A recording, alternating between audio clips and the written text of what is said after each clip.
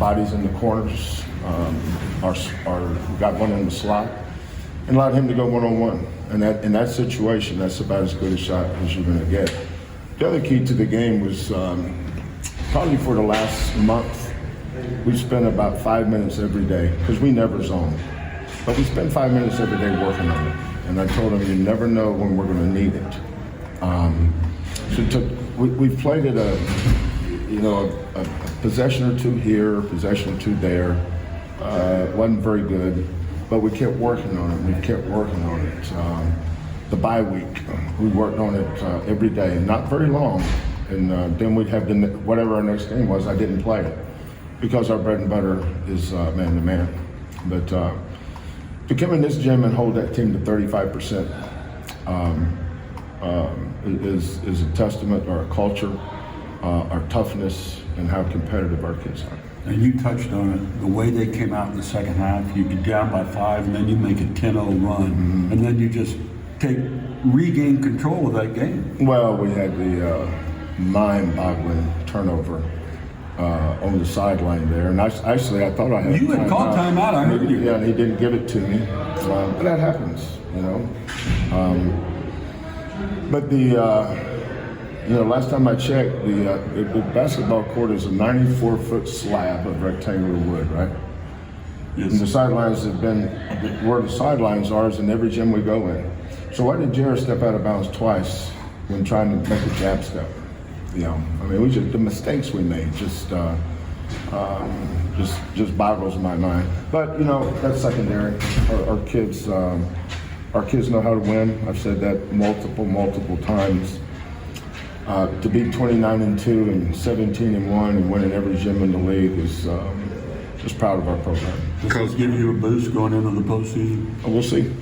Coach, just on top of the defense, like you mentioned, during that 10-0 run, I believe you held them scoreless for like 5 minutes of the game. Yeah. Well, when you prepare for us, you prepare for man-to-man. Mm-hmm. And I'm sure Penny and his staff knew exactly how they wanted to play. But our man-to-man was really good for a long time. The problem was we couldn't keep KD off the free throw line. He goes 16 for 18 today. Is that right? Am I right or wrong on that? Something like that. And then we didn't do a very good job at the free throw line. You know, we had too many turnovers, unforced errors. Too many unforced errors, stepping out of bounds, throwing the ball. I mean, Memphis is really good with their traps and pressure, so they're going to force some turnovers. I get that. But it's the unforced errors that was had my eyes twirling around in my Coach, you said it's the moments where no one's watching that prepares them for the moments where everyone is. How proud are you, Mark, of Shed and of Sasser coming up with those really big plays and those really clutch moments? Well, that's why we kept the ball in our hands, too. You know, but I thought our inside guys didn't play great, but they battled. You know, every team's going to get a bump from playing at home, you know, whether it's at Tulane or that environment in there tonight. The game management people at University of Memphis are to be commended. That was a tremendous environment. And we played at Oregon, 14,000. We played at Virginia, 13,500, 14,000. Cincinnati, we played at Cincinnati, same thing. This is the most raucous. I only imagine what they would have been like if this would have been a 5 o'clock game.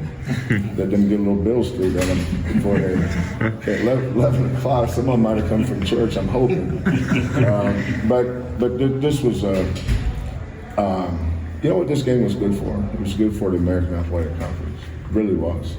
Because it showed two really good teams battling on national TV. I mean, we won the game, but the American Athletic Conference and the University of Memphis was the winner too, because that was a tremendous atmosphere in there.